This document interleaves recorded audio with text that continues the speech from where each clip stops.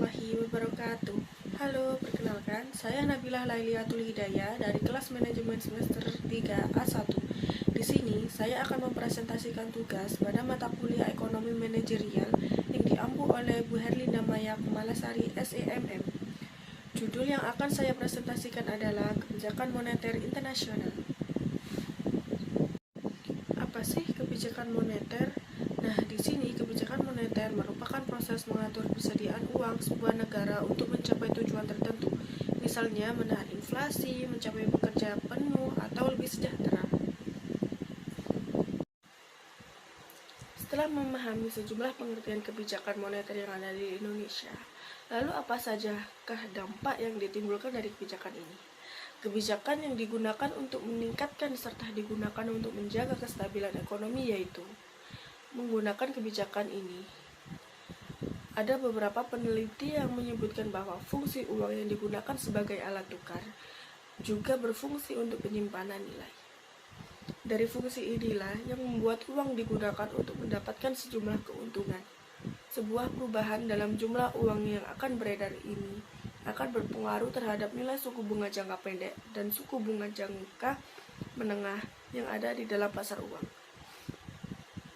Selain itu, juga akan mempengaruhi peningkatan dari jumlah pendapatan nasional. Untuk dampak positif dari kebijakan ini adalah mampu untuk mengatur dalam pembuatan juga pengedaran rupiah di seluruh Indonesia. Sedangkan untuk dampak negatif yang bisa didapatkan adalah apabila nantinya uang yang diedarkan ini jumlahnya sedikit, maka akan terjadi krisis ekonomi. Sebelumnya, saya sudah menjelaskan apa itu kebijakan moneter. Selanjutnya, saya akan menjelaskan pengertian dari kebijakan moneter internasional.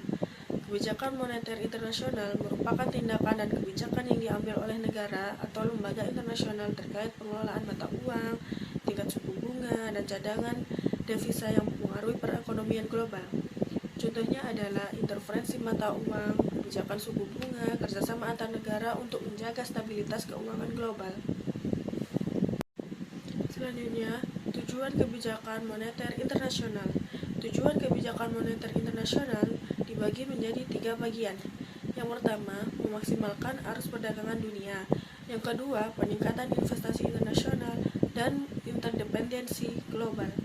Yang ketiga, menciptakan suatu pola distribusi keuntungan perdagangan yang relatif merata di kalangan semua pihak atau negara yang terlibat di dalamnya. Nah, selanjutnya juga ada kriteria kebijakan moneter internasional. Kriteria kebijakan moneter internasional juga terbagi menjadi 3. Ada kriteria penyesuaian, kriteria likuiditas, dan ada kriteria kepercayaan. Yang pertama, kriteria penyesuaian atau adjustment ini merujuk pada fasilitas prosedur, proses, atau kemudahan mekanisme koreksi atas setiap ketidakseimbangan neraca pembayaran yang terkandung dalam masing-masing sistem. Selanjutnya, kriteria likuiditas atau liquidity mengacu pada sejumlah aset cadangan internasional yang tersedia guna mengatasi berbagai ketidakseimbangan temporer pada neraca pembayaran. Dan yang terakhir, kepercayaan. Kriteria kepercayaan atau confidence. Kriteria ini merujuk pada sejauh mana masyarakat internasional memiliki pengetahuan dan menaruh kepercayaan atas mekanisme penyesuaian dan ketersediaan cadangan internasional. Selanjutnya, ada sistem moneter internasional. Sistem informasi moneter internasional terdiri dari kebijakan dan pengaturan resmi yang terkait dengan pengaturan untuk nilai tukar, pembayaran internasional saat ini, dan arus modal internasional, cadangan internasional, termasuk sekumpulan institusi, aturan, standar, dan konvensi yang mengatur operasinya. Banyak negara maju dengan nilai tukar fleksibel telah mengurangi kepemilikan cadangan mereka sebagai persentase dari PDB selama era pasca Bretton Woods. Sebaliknya, fitur penting dari sistem moneter internasional selama dekade terakhir adalah mengakumulasi secara cepat cadangan internasional mereka di negara berkembang sejalan dengan peningkatan ketidakseimbangan transaksi berjalan.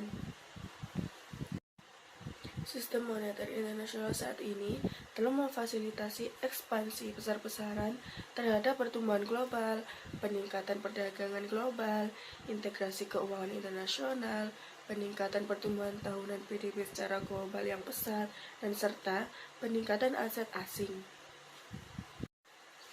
Sistem moneter internasional diawasi oleh serangkaian institusi yang kompleks dan berkembang yang berusaha untuk membangun dan mempromosikan kepatuhan terhadap berbagai aturan, standar, dan konvensi baik dalam hal kebijakan makroekonomi dan sektor keuangan.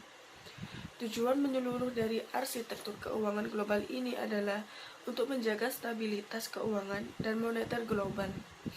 Berbagai institusi kunci yang memantau dan mengawasi sistem moneter internasional seperti International Monetary System, Bank for International Settlement, Financial Stability Board, and G20. Selanjutnya, ada sejarah perkembangan sistem moneter internasional. Sistem moneter internasional memiliki peran sentral dalam ekonomi politik global. Sejak akhir abad ke-19, awal pembentukan sistem moneter internasional melalui berbagai transformasi dalam mengantisipasi berbagai perubahan situasi politik dan ekonomi internasional. Perubahan paling dramatis adalah pada saat krisis pengintegrasian sistem moneter internasional selama periode Perang Dunia. Transformasi sistem moneter internasional yang pertama terjadi sejak tahun 1880, di mana Inggris, Jerman, Jepang, dan Amerika telah mengadopsi sistem standar emas, di mana nilai dari setiap mata uang dalam satuan mata uang lainnya dapat ditentukan secara mudah dengan sistem standar emas sehingga dapat mendorong perdagangan internasional. Transformasi sistem moneter internasional yang kedua terjadi setelah Perang Dunia Kedua pada tanggal 22 Juli 1944 dengan dihasilkannya perjanjian sistem moneter internasional yang disepakati oleh 44 negara dalam konferensi moneter internasional Bretton Woods yang dikenal dengan The Bretton Woods Conference, dengan kembalinya penggunaan standar emas di mana emas diperdagangkan hanya oleh bank sentral dan bukan secara pribadi. Kurs mata uang ditetapkan berdasarkan emas dengan menggunakan kurs tetap di mana semua negara menetapkan nilai tukar mata uangnya berdasarkan emas.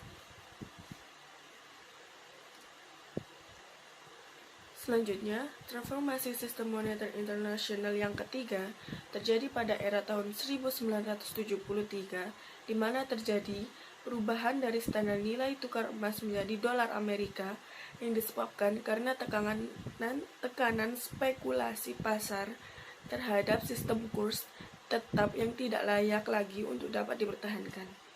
Pasar keuangan dunia sempat tutup selama beberapa minggu pada bulan Maret 1973. Ketika pasar tersebut dibuka, kurs mata uang dibiarkan mengembang bebas atau free float ditentukan oleh kekuatan pasar. Dan yang terakhir, ada kelebihan dan kekurangan sistem kebijakan moneter internasional. Kelebihan dari sistem kebijakan moneter internasional yang utama adalah regulasi yang jelas tentang transaksi antar negara. Sistem moneter internasional juga mempermudah perdagangan internasional dan berujung pada peningkatan devisa. Selanjutnya, ada kekurangan dari sistem kebijakan moneter internasional. Kebijakan IMF yang kerap bersifat pasif, seperti membiarkan fluktuasi mata uang dalam batas tertentu. Kebijakan ini seringkali tidak dapat diatasi dengan baik oleh negara dunia ketiga dan berujung pada goyahnya perekonomian negara tersebut. Sekian dari presentasi yang saya sampaikan. Jika ada kesalahan, saya memohon maaf. Saya akhiri. Wassalamualaikum warahmatullahi wabarakatuh.